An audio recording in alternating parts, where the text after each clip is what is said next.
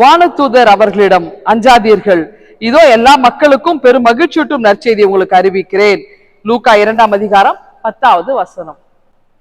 இன்றைக்கு நாம சில கேள்விகளை நமக்குள்ள எழுப்பி பார்ப்போம். என்னன்னா, ஒண்ணு, எனக்கும் ஆண்டவர் இயேசுக்கும் என்ன தொடர்பு இருக்கிறது? இந்த நற்செய்தி பணியில ஒரு கிறிஸ்தவராக நான் என்ன செய்து கொண்டிருக்கிறேன், அல்ல ஒரு கிறிஸ்தவராக என்னுடைய வாழ்வு எப்படி போயிட்டு, என்னுடைய நற்செய்தி பணி எப்படி இருக்கு என்பதை நம்ம ஒவ்வொருவரும் இந்த நாள்ல ஒரு கேள்வி எழுப்பி பார்க்கணும். ஏன் அப்படின்னா, அதாவது இயேசு கிறிஸ்து இந்த உலகத்திலே நம்மை மீட்பதற்காக வந்தார்.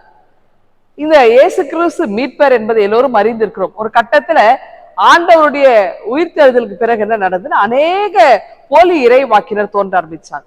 இவங்க மக்களை கள்ள போதகங்களை கொடுத்து மக்களை திசை திருப்ப ஆரம்பிச்சாங்க. பக்தி விசுவாசத்துல மக்கள் குறைய ஆரம்பிச்சாங்க. அப்ப அந்த சூழல தான் பவுலும் வந்து என்ன செய்யற, மக்களுக்கு பக்தியை கொடுக்கிறார், விசுவாசத்தின் அடிப்படையில் மக்களை வளர்த்தெடுக்கின்றார். மிகப்பெரிய ஒரு பொறுப்பை பவுல் எடுத்துக்கொள்கிறார் திருச்சபை வழியாக.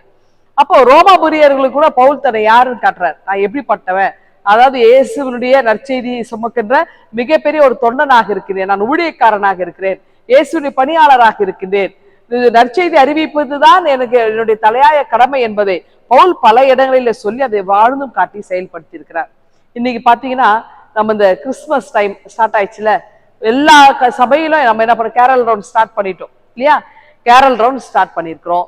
நல்ல பாடல்களா பாடல் பயிற்சி எடுத்து எல்லோரும் ரொம்ப சந்தோஷமா ஆரவாரத்தோடு வாலிப பிள்ளைகளோட நம்முடைய மக்களை சந்தித்து, இயேசு உங்களுக்காக பிறந்திருக்கிறார், இன்றைக்கு உங்களுக்காக தாவீதின் ஊரிலே பிறந்திருக்கிறார், பயப்படாதிருங்கள், இது போன்ற இந்த போன்ற வசனங்களை எல்லாம் நம்ம ஒரு வீட்டுல சொல்லி பாடல்களை பாடி உற்சாகமா வரும். இப்ப இந்த கேரல் ரவுண்ட்ஸ் யாருக்கு? கேரல் ரவுண்ட்ஸ் என்பது என்னன்னா, நற்செய்தி அறிவிப்பதற்கு இல்லையா? அப்ப இயேசு நமக்காக பிறந்திருக்கிறார் என்கிற நற்செய்தி. அப்ப இயேசு நமக்காக பிறந்திருக்கிற நற்செய்தி யாருக்கு நம்ம அறிவிக்கிறோம்? கிறிஸ்துவ குடும்பங்களுக்கு அறிவிக்கிறோம். கேரல் ரவுண்ட்ஸ் யாருக்கு போகுதுன்னா, நம்ம சர்ச் மெம்பர்ஸ் தான் போகுது இல்லையா?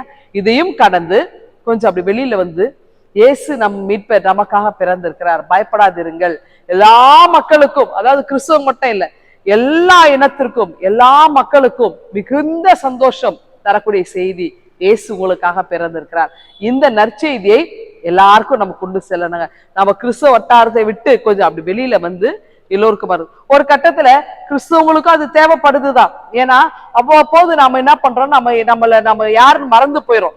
ஆண்டவர் இயேசுக்கும் எனக்கு என்ன தொடர்புன்றதை நம்ம மறந்துடும். தொடர்பு எல்லைக்கு வெளியில நம்ம பல நேரங்கள் இருக்கிறோம். அதனால்தான் நம்முடைய விசுவாசத்தை மீண்டும் புதுப்பிப்பதற்காகவும் என்ன பண்றது, இது போன்ற கேரல் ரவுண்ட்ஸ் நம்ம வீடுகளை சந்தித்து இந்த கீத பவனிகள் வந்து நம்ம உற்சாகப்படுத்தி, ஆண்டவர் உங்களுக்காக பிறந்திருக்கிறார் அப்படின்னு நம்ம விசுவாச ரினிவல் பண்ற ஒரு காலகட்டமாகவும் இருக்குங்க. எல்லாவற்றுக்கும் மேலா மீட்பர் நமக்காக பிறந்திருக்கிறார்.